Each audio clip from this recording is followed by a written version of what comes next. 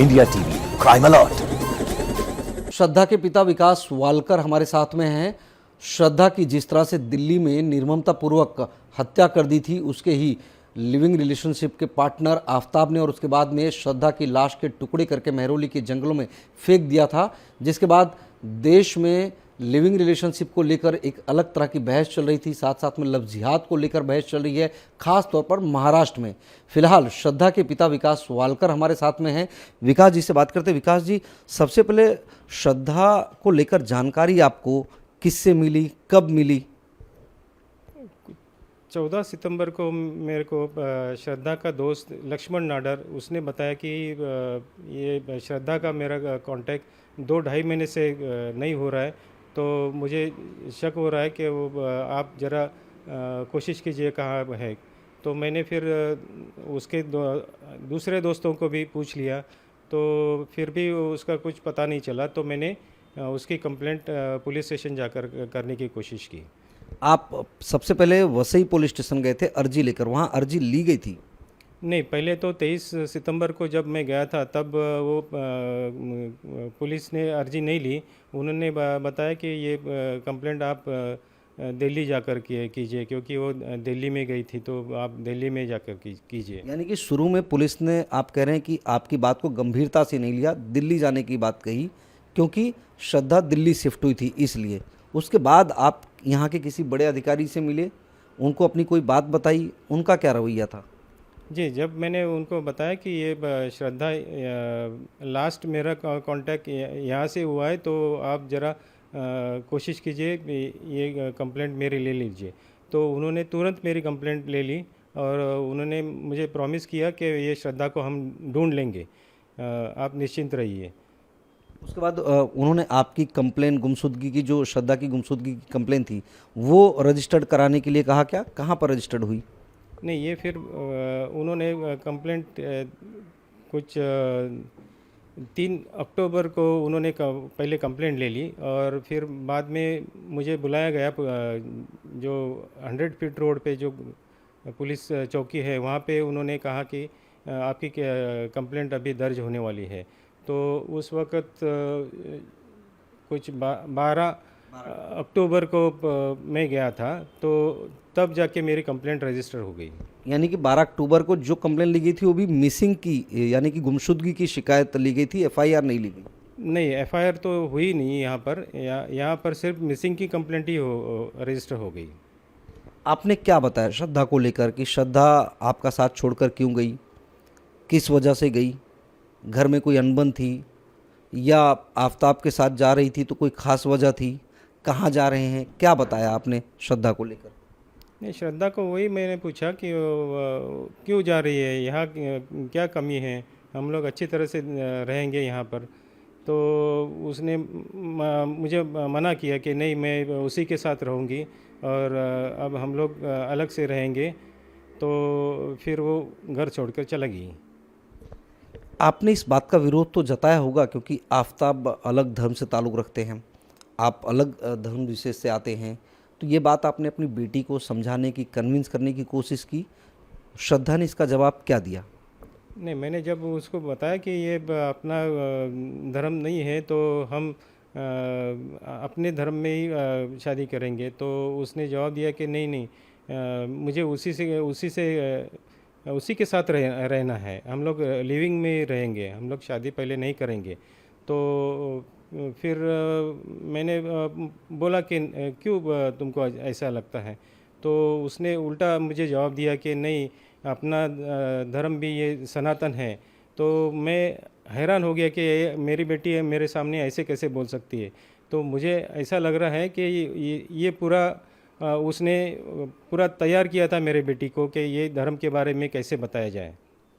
यानी कि आप ये कह रहे हैं कि आफ्ताब ने आपकी बेटी का ब्रेन वॉश किया था, क्योंकि आप कहीं ना कहीं अलग धर्म से ताल्लुक़ रखता था। आफ्ताब तो इस शादी के खिलाफ थे या रिलेशनशिप के खिलाफ थे, इस वजह से आप आफ्ताब के साथ अपनी बेटी को जाने नहीं देना चाहते थे। जी हाँ, मैं इसी वजह से नहीं जाने देता था कि ये लोग का धर्म अलग है, तो हम नहीं एडजस्ट कर पाएंगे। तो वही कहने की कोशिश करता था, लेकिन वो कुछ नहीं मानी और वो हमें छोड़ के चली गई। श्रद्धा ने कुछ तो कहा होगा कि ऐसी कोई खासियत है आफताब में, ऐसी कोई क्वालिटी है जिस वजह से वो जाना चाहती है, धर्म मायने नहीं रखता। नहीं, ऐसा तो उसने कुछ ऐसा स्पेशल कुछ बताया नहीं उसने कि ऐसा आफ्ताब ऐसा है करके। लेकिन वो ऐसे ही बोलती थी कि हम लोग शादी नहीं करेंगे, हम एक साथ रहेंगे, लिव इन में रहेंगे। बस फिर वो चली गई। खैर, आपने जब मिसिंग की कंप्लेन दर्ज कराई उसके बाद ये पूरा मामला ओपन कैसे हुआ, ये हत्याकांड तक की जानकारी कैसे सामने आई?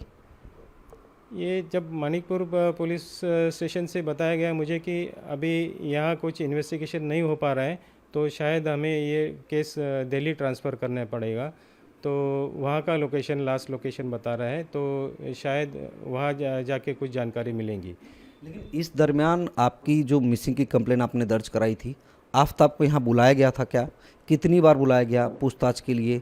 उस वक्त आफताब से क्या आपकी मुलाकात हुई थी? जी हाँ, वो जब 12 तारीख को जब कंप्लेंट रजिस्टर हो गई, तब आफ्ताब भी था सामने, तो उसकी स्टेटमेंट भी उसी टाइम पे हो गई। और उसके बाद भी और एक बार दोनों आए थे, वो उसके पिताजी और वो आफ्ताब भी आया था, तभी भी वो स्टेटमेंट दे रहा था। आफताब ने पुलिस के सामने क्या बयान दिया? उस वक्त चूंकि आप तो साथ में रहे होंगे, सुना होगा आपने ना पुलिस को क्या बता रहा था? नहीं, आफ्ताब तो वही बता रहा था कि ये हमारा ब्रेकअप हुआ है, हम लोग अभी अलग रहते हैं, वो कहाँ चली गई मुझे पता नहीं है, आप देख लीजिए। तो फिर दूसरी बार भी जब उसको बुलाया, क्या जब वो पूछा उसको कि नहीं, ये लास्ट लोकेशन ऐसा आ रहा है, वो तुम्हारे साथ ही थी, तो कैसे नहीं तो तुम बता सकते हैं। तो उसने वही जवाब दिया कि नहीं, मुझे कुछ पता नहीं है वो कहाँ चली गई। और फिर भी वो वैसे ही उसको जाने दिया। इस दौरान पुलिस की एक बार टीम जो है एक बार आफताब के माता पिता के घर भी गई थी, यूनिक पार्क में। आप भी साथ गए थे। वहाँ पर क्या हुआ सोसाइटी में? क्योंकि सोसाइटी में जाने के बाद आपने आफताब के पिता से भी बात करने की कोशिश की होगी, पुलिस ने पूछताछ की होगी।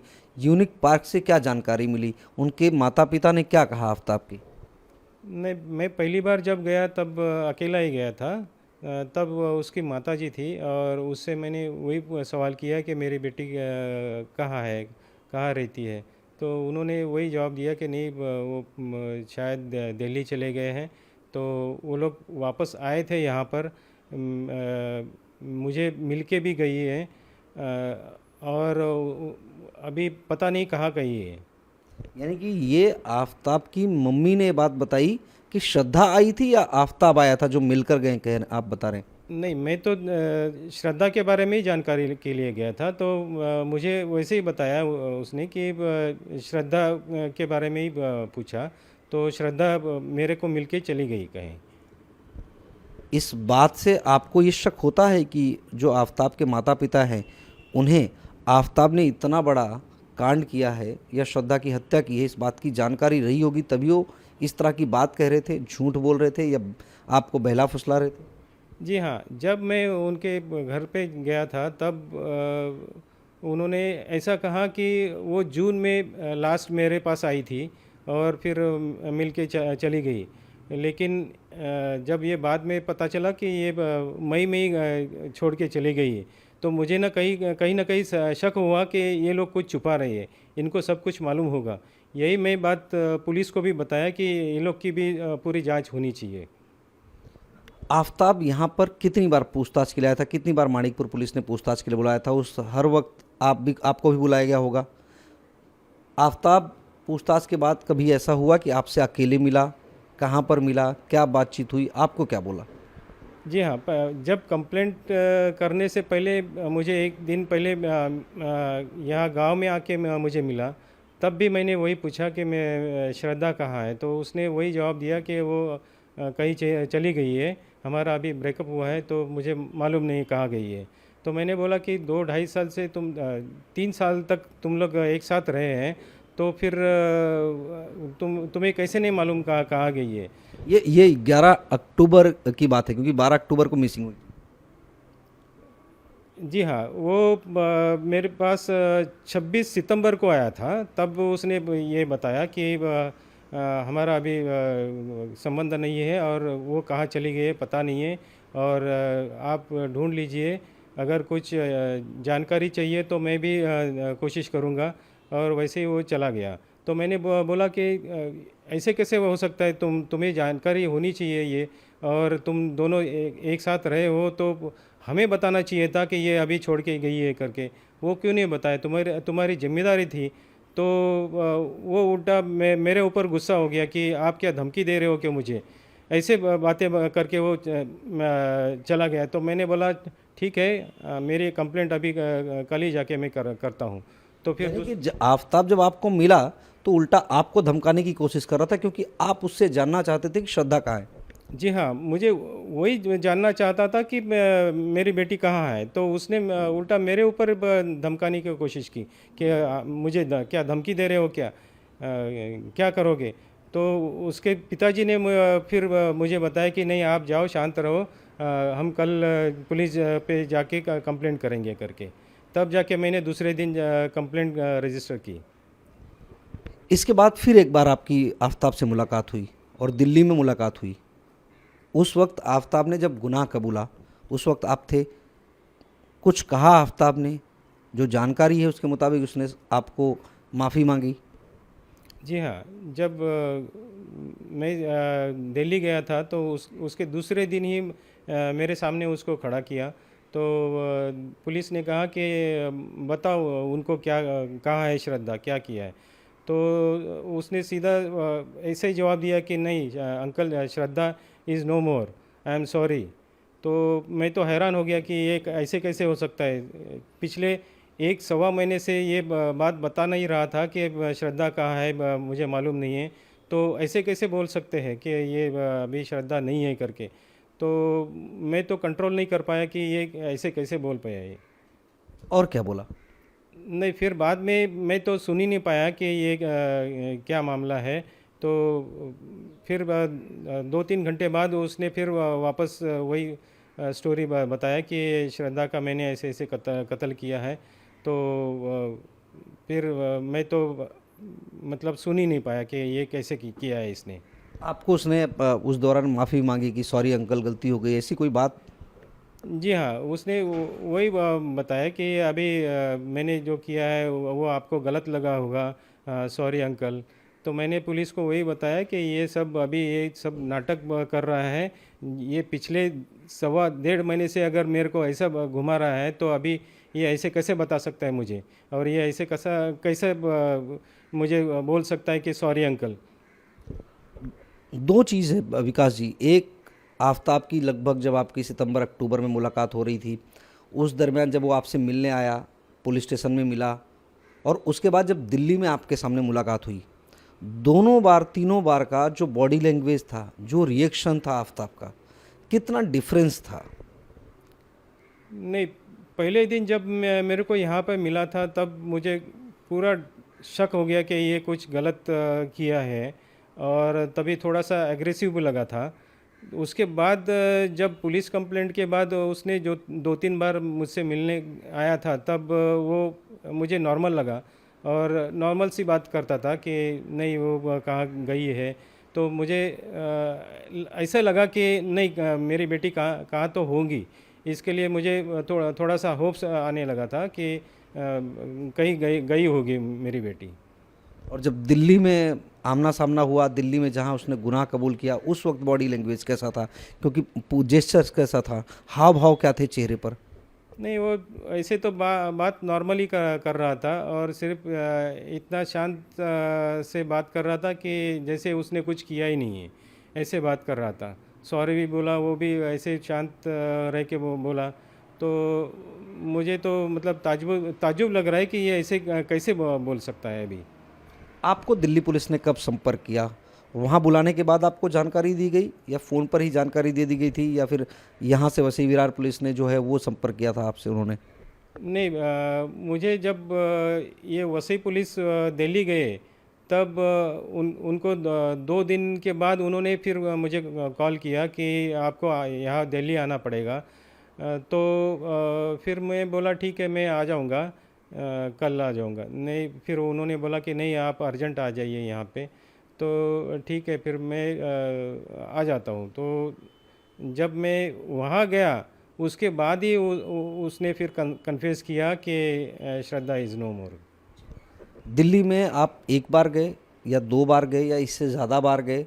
सिर्फ आफताब से ही आमना सामना हुआ या पुलिस की टीम आपको उस जगह पर भी लेकर गई थी जहां बॉडी सर्च की जा रही थी, या जिस घर में मेहरौली के वो लोग रहते थे? जी हाँ, मैं जब पहली बार गया तो वो पुलिस स्टेशन में उसका सामना हुआ था। उसके बाद फिर उसी दिन हम लोग उसके घर गए। वहाँ पे जो उसने बॉडी रखा था, वहाँ जाके पूरा जानकारी दी, उसने कैसे किया, क्या किया है। आपके सामने आफताब ने घर के अंदर ये सारी चीज़ें आपको बताई? मुझे नहीं बताई, वो पुलिस को बता रहा मतलब आप साथ में थे? जी जी, मैं साथ में था तब। पुलिस ने मुझे बोला कि आप साथ में ही रहिए, आपको भी देखना है क्या क्या किया है, कैसे किया है। तब मैं उनके साथ में ही था। फिर बाद में हम लोग फ्लैट में देखने के बाद मेहरौली जंगल में भी गए। वहाँ जहाँ उसने बॉडी पार्ट्स फेंके थे, वहाँ भी कुछ बॉडी पार्ट्स उसके मिले। फिर हम लोग वापस चले आए हैं।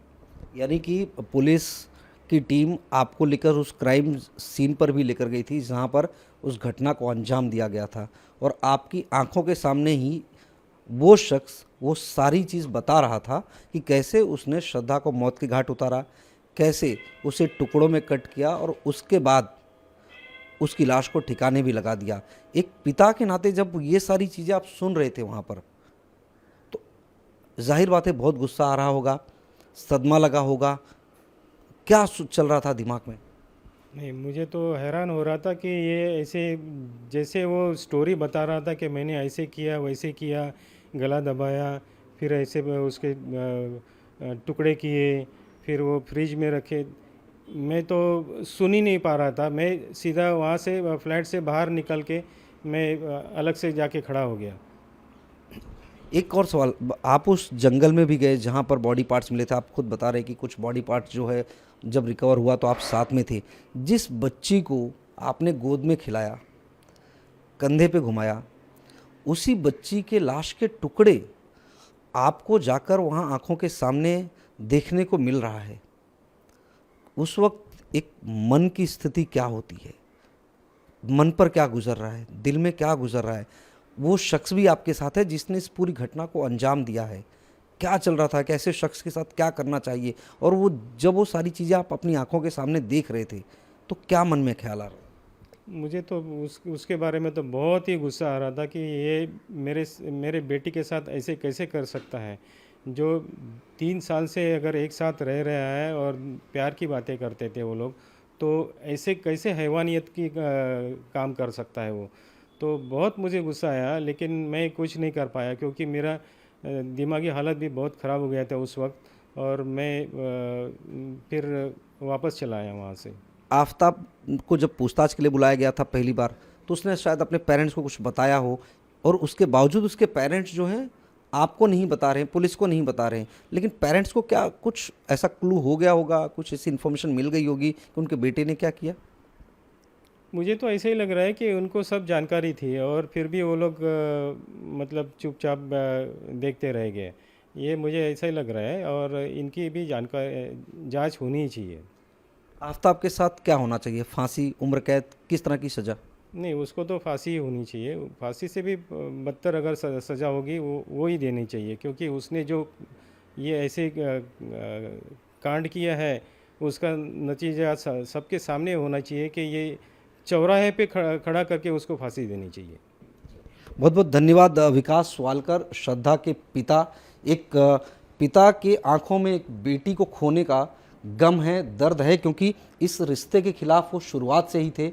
बेटी को लगातार उन्होंने समझाने बुझाने की कोशिश भी की थी, लेकिन श्रद्धा को कहीं ना कहीं आफताब पर बहुत ज़्यादा विश्वास था, और उस विश्वास का नतीजा क्या रहा वो अब दुनिया के सामने है। और शायद इसी वजह से विकास वालकर जो हैं अब वो कह रहे हैं कि पूरा मामला जो है ये लव जिहाद से भी जुड़ा हो सकता है। जिस बच्ची को कभी उन्होंने गोद में खिलाया था, उसी बच्ची के लाश के टुकड़ों को जंगल में जाकर खोजने तक की नौबत आ गई। उस घर में जाकर उन्हें उस क्राइम सीन का मुआयना करने की नौबत आ गई जहां पर उसे मौत के घाट उतारा गया। फिलहाल सरेआम चौराहे पर फांसी देने जैसी मांग विकास वालकर की तरफ से की जा रही है। कैमरा पर्सन देवेंद्र दयालकर के साथ Rajeev Singh, India TV. Crime की खबरों से अपडेटेड रहने के लिए India TV crime alert channel YouTube पर सब्सक्राइब करें, बेल आइकन दबाना न भूलें। सावधान रहें, सुरक्षित रहें, देखते रहें इंडिया टीवी क्राइम अलर्ट।